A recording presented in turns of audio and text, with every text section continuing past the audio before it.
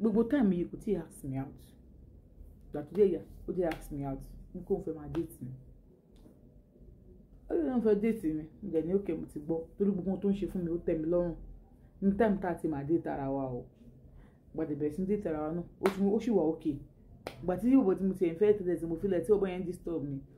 he stood by me ó ní kí n má wọrí kíní kan gbà pé bọ́n yẹn tiẹ̀ pé ó tẹ̀ sọ pé kíní kan so ó believe me a ṣe tó fẹ́ra a ṣe gbéyàwó a ṣe gbé wọn kálukú wà nílé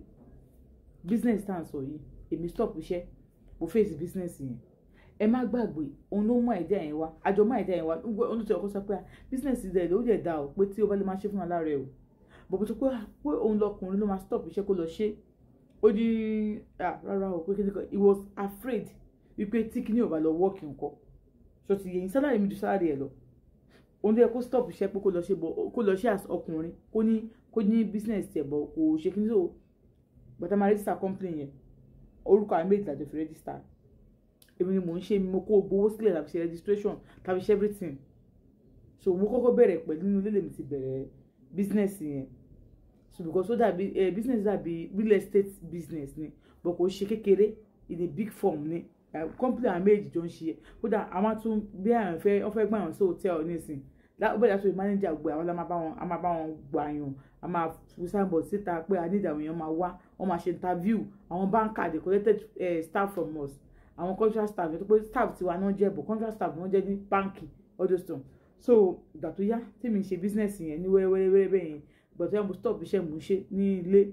tábẹ́ ṣe interview màá mú lọ sí hotel kan ibẹ̀ ni mo ti máa lọ ṣe interview fáwọn èèyàn so àti ibẹ̀ lọ gbogbo àwọn èèyàn kan bíi méjì kún mi so that if we have to go to àwọn companies mo ti fún wọn ní security àwọn èèyàn tó ti nídìí àwọn bí during day security ni o kò sí àwọn tó máa dúró lóru o bí àwọn tó máa bá wọn ṣe bí àwọn receptionist àwọn company kan tó pé èmi ni mò ń fún wọn those companies they work with us directly before but ìgbà tó yá àwọn company kékèké tí wọn lágbára láti wá sí company wa ní line so they talk to me and I give them staffs àti ibẹ̀ lọ and we sell properties too in our company we sell properties we do everything so I demand keep nǹkan fáwọn èèyàn so èmi wá fi cleaning mọ́ tọ̀dọ̀ mi so báyìí ń ṣe nìyẹn cleaning bí àtẹ̀yìn bá wálé tó fẹ́ clean lé ilé kan mo fi mọ́tò dọ̀tí wa so ó tún jẹ́ kan tó yẹ yàtọ̀ but gbogbo ẹ̀kọ́ tó ta service ta ṣáà rẹ́ńdà yẹn a ṣe registration orúkọ àmì méjì àti ṣe registration bówó ṣe ń wọlé gbogbo ẹ̀ ni mò ń sọ fún un bówó ṣe ń ṣe everything gbogbo ẹ̀ ni mò ń sọ fún un ohun tí stop iṣẹ́ ibi tí stop iṣẹ́ lẹ́yìn ìgbà tá a ṣe marriage ìgbà tó yá tí mo lóyún mo ṣe ń ṣiṣẹ́ náà tẹ́ bá rí mi gan máa ń gbà kí ló ṣẹlẹ̀ kí ni kan mọ́ mi gan kàn pé pa ó tí ì máa rí gan ò rí báyìí ó wá má rí o ṣe wá rí báyìí o ṣe wá ugly bíi kódà there was a day tẹ́ pé èèyàn kan ó ń jókòó kan tí èèpẹ̀ mi àti mọ́ mi jọ ń lọ tó ń sọ pé mọ́ mi yẹn fún àtúpọ̀ èèyàn kan wọ́n admire mọ́ mi wọ́n sọ pé mi ugly I was just like stress ni o kíní kan mọ́ mi kó sọ pé stress ni o kíní kan gbà kan mọ́ wọ́n láì ti pọ̀jù bá sọ fún pé wọ́n láì ti pọ̀jù wí bí a kó stop mind ìgbà tàbí bí marriage ṣe wà yìí o mi ò ń béèrè owó lọ́wọ́ ẹ̀ o kò ń fún pé gbà pé èmi ni pé à ń ṣe business tó bá ti sanwó bí a mo fún àwọn kan níbi tó máa ti san salary wọn wọ́n máa san salary wọn sọ́dọ̀ tiwa àwọn làwọn máa san salary fáwọn staff wa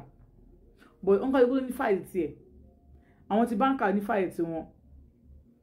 àwọn báńkà wa tí mo bá sọ̀rọ̀ tí wọ́n ti gbà láti gba èèyàn lọ́dọ̀ tiwa tó ti yé ń bẹ́ẹ̀ yẹn but wọ́n ti gba cleaner lọ́wọ́ wa àwọn báńkì wa tó gba cleaner lọ́wọ́ mi tó pé ọ̀dọ̀ wa náà ti gba company tuntun yẹn tó ti gba cleaner àwa làwọn máa kọ́sà pé we need cleaner tó máa ti wá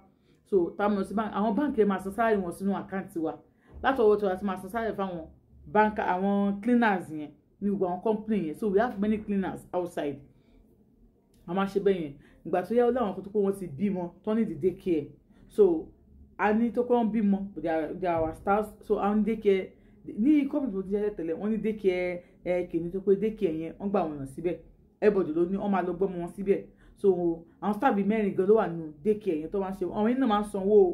wọ́n ti parí tó bá ti gbó báyìí náà máa sanwó fún àwọn tó wà ní day care owó day care fún each ọmọ kọ̀ọ̀kan so ẹlòmídọ̀ alọ́mọ a máa yẹ kó ní sọ́ra rẹ̀ so báyẹn ṣe nìyẹn so wọ́n ń gbà mí náà fẹ́ ní day care mo ní but stress oyún ṣó ti yé bẹ́ẹ̀ kókó ó ní àwọn òun fẹ́ stop iṣẹ́ òun kò mọ̀ pé a máa ra nǹkan sílé máa tó jẹ sílé máa ṣe kíní kan ilé tá a gbà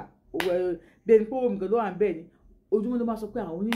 ó lẹ́nìkan mọ́mí òun kan àbúrò òun kan ilé kankan ṣẹ́wọ̀n kò sí nǹkan tí mo fẹ́ ṣe sí wọ́n ní òkè tó wá sí kó fún wọn ìgbà mi gàtí pé bí àwọn lè rí 100,000 lọ́wọ́ mi kó fi parí oṣù máa yá mi nígbà padà mọ́ títí parí oṣù mọ́ ọkọ mi ni now so I won't ask him and he won't pay me and I don't have problem with it àti ṣe bá ṣe ń gbé ìgbé ayé wa nìyẹn tá fi bí ọmọ kan ìgbà tí wọ́n bí ọmọ kejì company mi ti dúró ó ti stand so ní time yìí so mo wá pè wá kó wá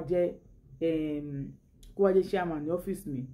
so ẹ̀mọ̀ kí èmi ni mo ní company orúkọ alódò wà ń bẹ̀ but èmi ni mo ní company body mọ̀ ọ̀tọ̀ ẹ̀ máa pè wá wọ́n introduce ẹ̀ sáwọn staff pé oníkíní kan nígbà ẹgbẹ́ àti ní building akọ́dàkọ́ building yẹn bá ti rẹ́ǹtì building tàbí ń ṣe office bí 3 bedroom flat tó ń bí àwọn bí 4 bedroom flat bí àwọn 2 bedroom flat àti ní company bẹ́ẹ̀ tàbí ń ṣe company wà bẹ́ẹ̀ yẹn so we have everything standard company ó wà ń bẹ̀ so salary tó ń gbà lọ́wọ́ mi tó ti wọ àyẹn so I placed him on that salary àwọn mo wá fi salary yẹn mo wá ṣe ní salary yẹn àti salary yẹn odidi kan àti wá dàkẹ́ sí méjì mo wá fi kún salary yẹn bẹ́ẹ̀ yẹn so ó wá jẹ́ so ó wá ń gba 1.5 ló ń gbà ní a month bá ṣe ń ṣe nìyẹn so bí mo sọ fún wọn ni pé so that a lè máa ní account èmi náà mo place ara mi sórí salary kódà salary tí mo place ara mi sí salary tẹ̀jú salary tẹ̀tọ̀ mi lọ so that a company ṣe máa ní account tí àwọn máa gbowó ń bẹ̀ èmi lè gbowó lákàntì yẹn accountant wa lè gbowó níbẹ̀ because mo ti gba accountant wa ṣùgbọ́n tí ìgbà tí sign sórí ẹ̀ accountant ò lè gbowó jáde ń bẹ̀ ṣó sí yẹn bẹ́ẹ̀ but accountant náà ó lè gbowó jáde ń bẹ̀ èmi náà lè gbowó jáde ń bẹ̀ but accountant yẹn tí ìgbà tí sign sórí ẹ̀ accountant ò lè gbowó jáde níbẹ̀ so báyìí ń ṣe nìyẹn ìgbà tó yá wọ́n máa sọ sáré wọn sákàǹtì wọn bọ̀tẹ́ ìjọkọ̀ mi sọ pé wọ́n sọ sáré fóun pé kíní kan pé mo sọ pé òun ni chairman òun ò lẹ́nu òun ò ṣe kíní kan but it is an organization agbọ́dọ̀ ṣe ni agbọ́dọ̀ arrange ẹ̀ ìgbà kan kò bàbá sásùn kò sí wàhálà ńbẹ̀ mo mẹ́ka náà signatory lórí àkáǹtì yẹn so tí a fẹ́ lọ gbowó ní bank èmi máa sign àwọn máa sign kí wọ́n tó lọ gbọ́ owó jáde so accountant wa lè gbowó jáde ńbẹ̀ but àwọn méjì yẹn gbọ́dọ̀ sign sórí ẹ̀ accountant lè gbowó jáde but tí màá mú tẹ́lá lọ wọ́n lè fún mi láyé kí bí accountant sign sórí ẹ̀ láyé kí bí chairman gan sign sórí ẹ̀ but ní ìsìn báyìí èmi máa sign ọkọ mi náà máa sign accountant náà máa sign wọ́n lè gbowó jáde bá ṣe ń ṣe nìyẹn so owó wà lórí àkáǹtì yẹn nítorí owó yẹn wá pọ̀ lórí àkáǹtì ọkọ mi nígbà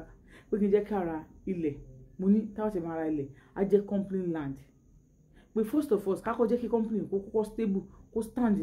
wípé we still need more staffs and need àwọn tó máa bring àwọn èèyàn wá sí company yẹn pé sọ ma pé we still need more graduates and gbogbo yẹn a máa print out nínú newspaper so newspaper yẹn máa print out so people will come and do interview so táwọn banker báwọn any company sọ pé àwọn need the secretary àwọn need the bankers àwọn need everything so we do that gbàgbé ìgọ̀sẹ̀ gan a máa náà ní di BSc time táwọn ní di BSc a máa pọ́ǹpẹ̀ síta àwọn èèyàn máa wá a máa publicize ẹ̀ sí gbogbo àwọn page ẹ̀ máa wá àti ṣeun